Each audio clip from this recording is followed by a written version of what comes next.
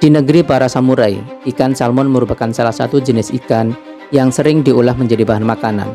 Ikan salmon ini akan terasa jauh lebih segar dan lezat apabila saat hendak diolah menjadi masakan. Ikan salmon ini masih dalam kondisi hidup. Itulah sebabnya dahulu para nelayan tradisional di Jepang selalu memasukkan ikan salmon hasil tangkapannya ke dalam kolam ikan buatan, agar di dalam perjalanan dari laut menuju daratan, ikan salmon tersebut dalam keadaan tetap hidup. Meski demikian, banyak ikan salmon yang mati dalam kolam buatan tersebut. Lalu para nelayan pun mencari cara untuk mensiasati agar ikan salmon di dalam kolam buatan tersebut bisa bertahan hidup jauh lebih lama. Berbagai cara telah mereka lakukan, mulai dari memberi ikan makan hingga mengatur gelembung oksigen udara. Namun semuanya gagal dan ikan salmon masih banyak yang mati saat mencapai daratan. Suatu hari terdapat kapal yang berhasil membawa ikan salmon yang tetap dalam keadaan hidup setelah mencapai daratan. Para nelayan pun menjadi heboh dan berusaha menemukan penjelasan.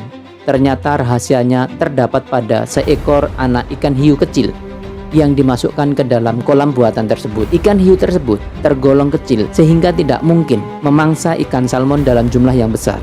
Keberadaan seekor hiu kecil itu justru berhasil membuat ikan salmon ketakutan sehingga membuat terus bergerak dan menghindar saat ikan hiu tersebut mendekat. Semua salmon akan segera menjauh. Mereka berusaha menjaga jarak agar tidak terlalu dekat dengan predator tersebut. Ternyata gerakan salmon yang selalu menghindar tersebut yang justru membuatnya tetap hidup. Rasa was-was dan khawatir yang membuat naluri bertahan hidup. Ikan bangkit dan rasa takut membuat harapan muncul, bergerak dengan harapan tidak dimangsa hiu dan tetap bertahan hidup. Jika tidak ada ikan hiu, salmon tersebut berhenti bergerak dan akhirnya mati. Kisah salmon tadi memberi pelajaran berharga dalam hidup kita. Diam bisa membuat mati dan bergerak membuat tetap bertahan hidup. Mati dalam hal mati kreativitasnya, daya pikirnya, dan lain sebagainya. Salmon yang dalam keadaan tenang setelah sekian lama kemudian mati menggambarkan manusia yang tidak memiliki visi, yang menggerakkan dan hidup seolah-olah hanya untuk menunggu kematian.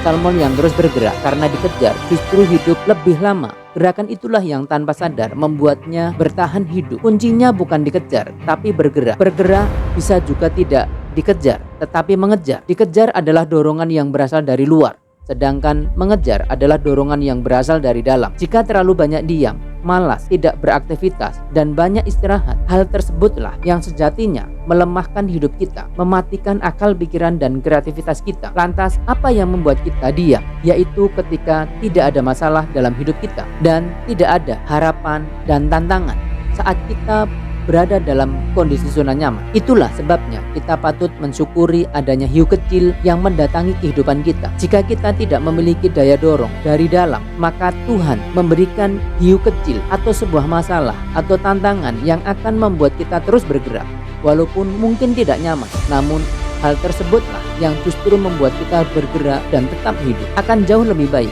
bila kita menemukan daya dorong dari dalam diri kita untuk bergerak atau beraktivitas. Salmon yang diam saat ada hiu juga memang akan cepat dimangsa. Masalah atau kesulitan yang terkadang memang menjatuhkan kita, namun seringkali masalah adalah justru akan meninggikan posisi kita apabila kita tanggapi dengan tepat. Masalah membuat kita dewasa, membuat kita naik level, dan membuat kita lebih bijaksana. Ketika Tuhan mengizinkan masalah datang di dalam kehidupan kita, naluri akan secara otomatis menuntut kita lebih kreatif dan mengeluarkan potensi kita yang luar biasa. Hadapi kesulitan dengan berdoa, terus berjuang dengan tabah dan berserah diri, tetapi juga bersyukur karena masih banyak nikmat lainnya yang begitu besar yang diberikan kepada kita. Bersyukur bisa jadi cara mengatasi masalah. Dengan sikap ini sekaligus akan mengubah cara pandang kita terhadap hidup. Selama kita masih memiliki tekad dan respon positif, energi positif ini akan sangat membantu kita untuk berpikir dan bertindak, dan pada akhirnya mendapatkan solusi